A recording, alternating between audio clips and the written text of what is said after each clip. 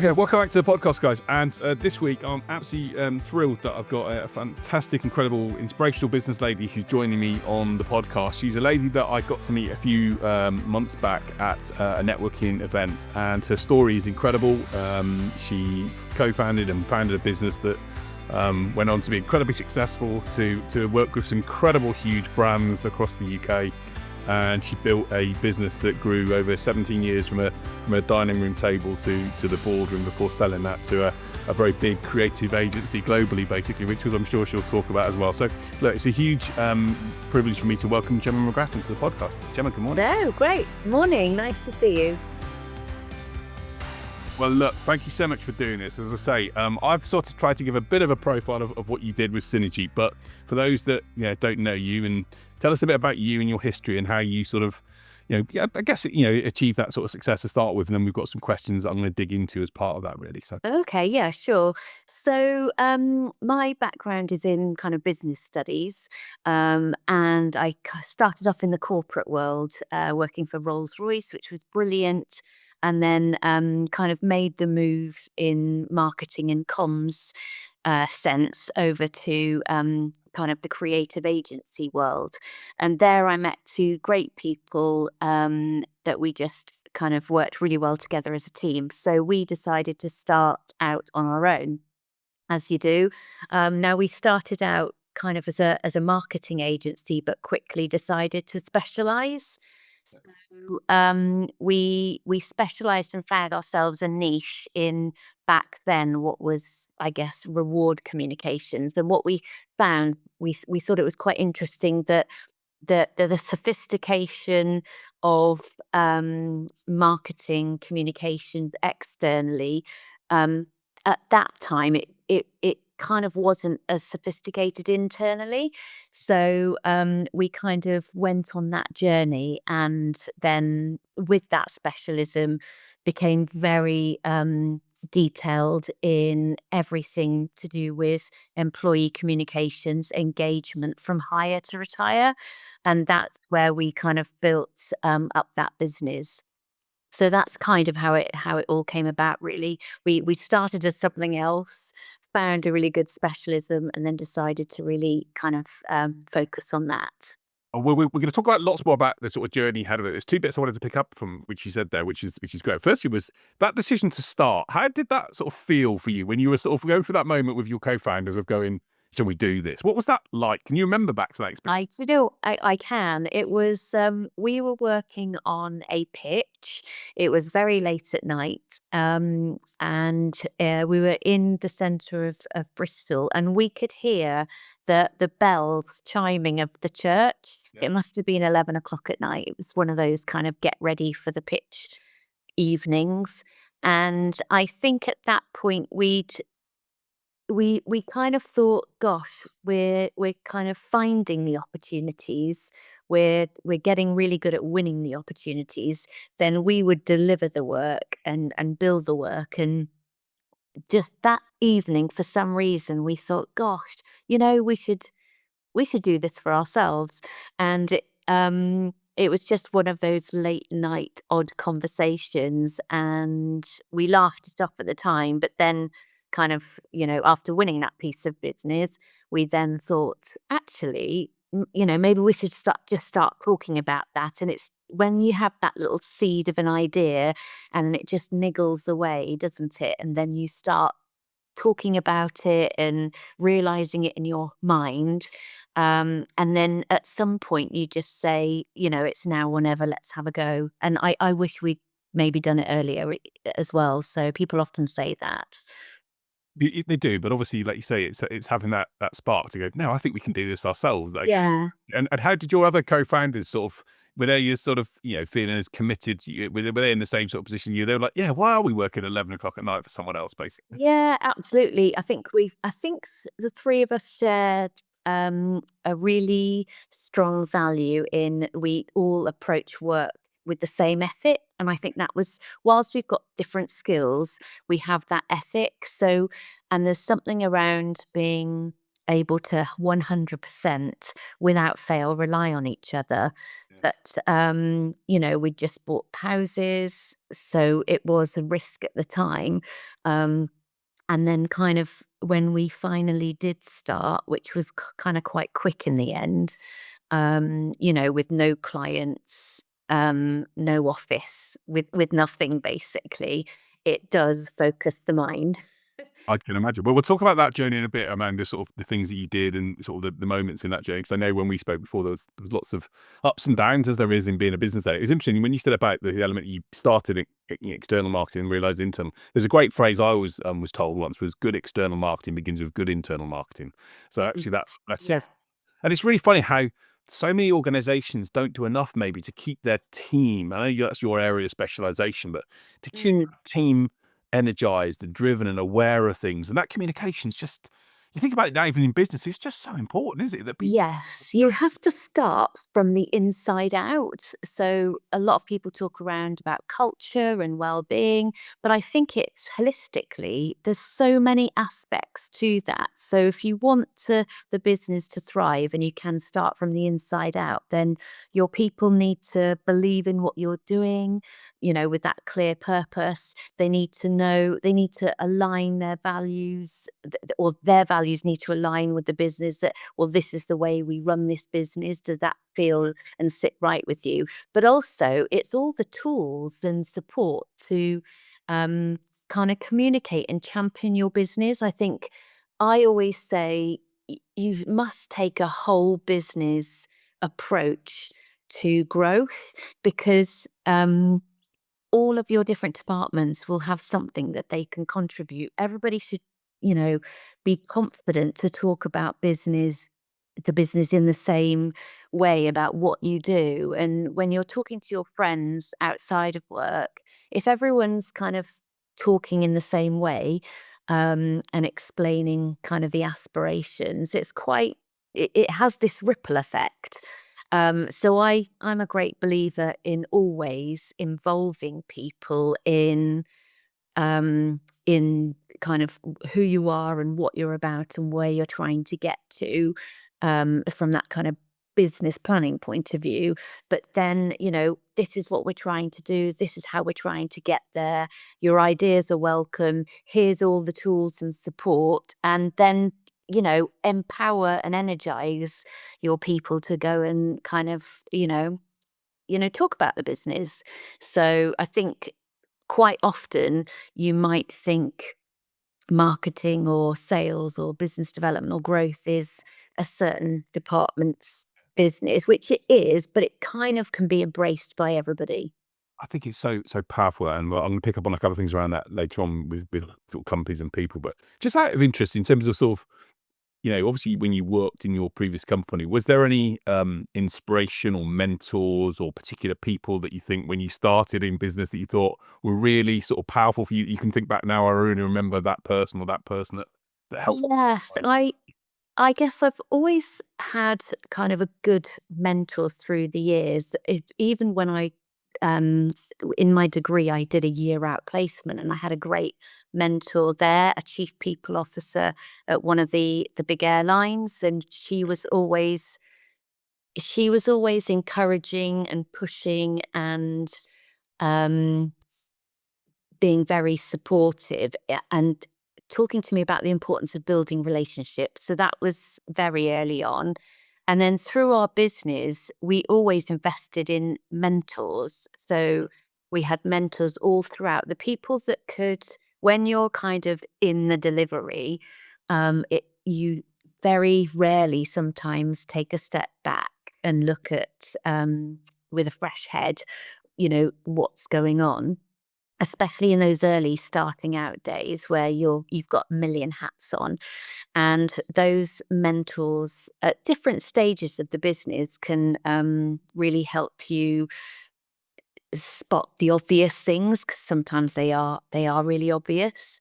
So that's always been great. And then as we got later on in the phase of the growth of the maturity of the business, we we had a former client CEO, who is brilliant, and he helped mentor us in those final stages as well. So I always say, people are very happy to help.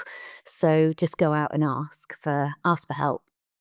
And it's so true. And obviously, we got introduced through a mutual friend of ours that who approaches things in the same way as you do. And I know you're a mentor now for the NatWest startup accelerator. Now you've obviously you've got a new business, but because that's what entrepreneurs do. They create businesses, but you're sort of creating that that giving that startup and giving other people that support. And it's so valuable, isn't it, to have people with your experience. I know David's a mutual friend of ours.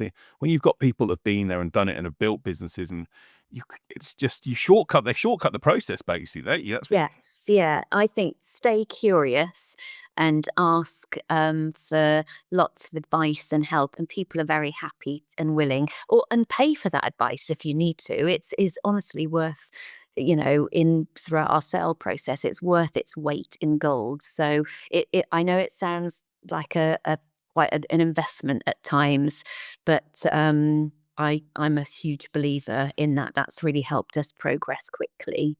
yeah, no, I agree totally. Well, look, so in terms of we're going to talk about what you did to build synergy and how you've achieved the success you did, but can what were obviously we'll talk about the good, but can you remember any of the hard times? What can you remember any particular moment when you were literally in the business going, why am I doing this? Why didn't I go from that 11 o'clock on a Thursday evening doing a pitch to sort of setting up on my own? Can you remember any other particular time? I think it one of the hardest things, I think, is everything is on your shoulders.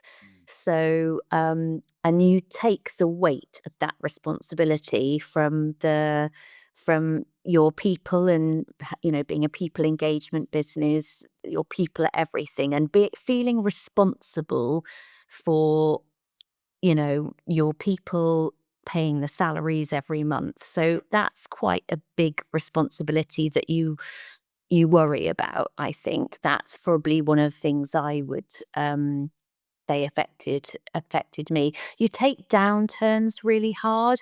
Occasionally we had to let a couple of people go with tough times. So that's really difficult. And how you kind of make the right decision quickly. I think that's where, the numbers never lie. So that's kind of that's another important area. And COVID was hard too. So I think there's also you put a lot of energy and investment into winning your new business and pitches, and you're always gutted when it doesn't go your way. So you win some and you lose some. Um, but I think in the creative world, you're pitching so often that you almost kind of learn to, as soon as you've finished the pitch, you think, right, okay, let's not worry about that until and you learn to kind of then push that behind and go on with the next thing. So yeah, there's lots of ups and downs, but it's more how you ride those with your fellow partners. Yeah, no, you're right. Well, I remember when I buy for this business, I used to call it the wage train. And I always remember, Nick, when we bootstrapped our software business at the time. And I always remember thinking, the wage train, I'd pay, I'd get to 28th for the month and pay it. And then I'd see the wage train hit me and start appearing on the horizon on the first of the following month. And you're thinking, wow, I've got to make sure I've got enough in the bank to make sure I look after these 15 people. And it does. It feels sort of all consuming, doesn't it? But It's a responsibility and you take it really seriously. And that's why your planning and your strategic planning and trying to work on the business and not in the business is really important. yeah, well, we're going to come on to some of these elements as well, actually, around how you built a team and structure as well, because that's one of the other things around. In fact, I should just maybe talk about that now, actually, because you had a consultancy service business, which you were and your co-founders were the special sort of founders and the people with the expertise and knowledge. And one of the challenges that a lot of businesses find, especially in services, is how to translate what you guys are really good at into then the delivery from other people. What was your sort of secret, do you think, in doing that, or magic in doing that? Do you think? I think you have to work out what the customer experience is going to be. So we had we invested really early on in a marketing manager and business development kind of specialism. And that worked really well for us. And then we would have an account team that would be responsible for delivery. And part of their role was also to kind of help the clients, evolve the projects and have growth as well. So if you've got your kind of what worked really well for us, if you've got your marketing and sales working together and your account team, they're close to the client and they've got kind of client development plans, for example. I think there's something, again, it's not working in silos. It's those teams working together, because in our world you would have, your creative team are creatively delivering, but they're in their delivering, they're seeing so much cool, brilliant stuff and inspiration all day, every day. So they're valuable because um, they could be foreseeing things to bring to clients. Then you have your marketing and sales teams listening to what's happening with clients from the account team. So that's useful for future growth. And then your account teams really need your marketing and sales team to help them kind of, work to provide the inspiration and tools and content to grow those current clients. So I think for me, that continual close working of those three teams, which could be generally a little bit siloed, is where it works really well. And you kind of all need each other. So yes, you can be busy on delivery, but you do need to know where the next thing's coming from. It's a really great analogy, actually, and great, thought process for businesses. Because I talk a lot, especially as businesses grow. Sometimes people get a bit, they think, oh, it's not my job, it's someone else's job, and it's someone else's team. But actually, I was thinking about in a football team, the team can't win the goal, can't, even though the strikers might or the midfielders might score the goal, they need the defence to stop the goal. So you need everybody in the team to actually form part of their role and responsibility, and to know what they're doing, and to feel, to enable the business to be successful. Yeah, yeah, exactly that. It's definitely close working, helping each other, and making time to help each other. So if you have we would have our top 10 clients by, spend and value and what have you. But that would be a whole business approach to adding value and ideas to how we might support and be better partners to that client. It needs everyone. It's not just that person's over their job.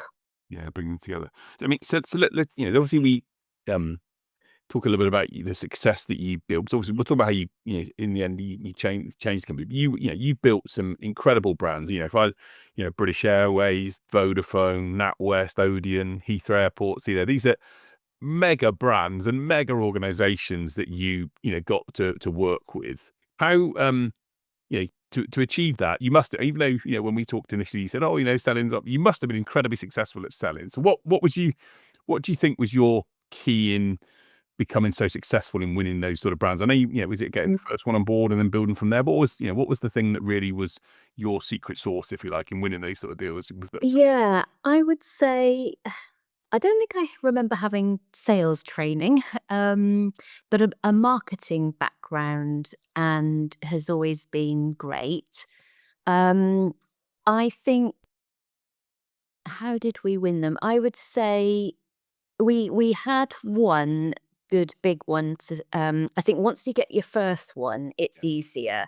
So I think you've got to be very clear about your proposition and who is a good client for you, and then you're clear about your messages and quite creative in how you're going to stand out, because there's lots of choice out there today. So I think you have to then think about knowing, once you know what clients you want, you have to work quite hard to be knowledgeable and passionate and do your homework with those clients. Yeah. So for us, we have always been very prepared, very helpful, ask lots of questions, um, get to know people, and we're very generous with our time and our ideas. So I think operating with that kind of style has worked really well for us. And then I think once we won the first big well-known, for years we kept saying we'd love to work for a brand that somebody's heard of. And we finally got that opportunity, which was really funny how it came about. But then once you have one and you enjoy doing that work and you've got the experience there, then you've got a sector that you might be able to be quite confident in. So how do you approach the sector? And you've got experience in that sector, and that worked well for us. So we had our first big one was a cinema brand, and then we got into retail, and then from retail we got into kind of hospitality and the Pivoted all from there, basically. Once you got into one, you sort of added to them. Yes, yeah, and it's about kind of really looking at what's good work for you in that way. So, but for me, it's about 80% listening and 20% talking about yourself.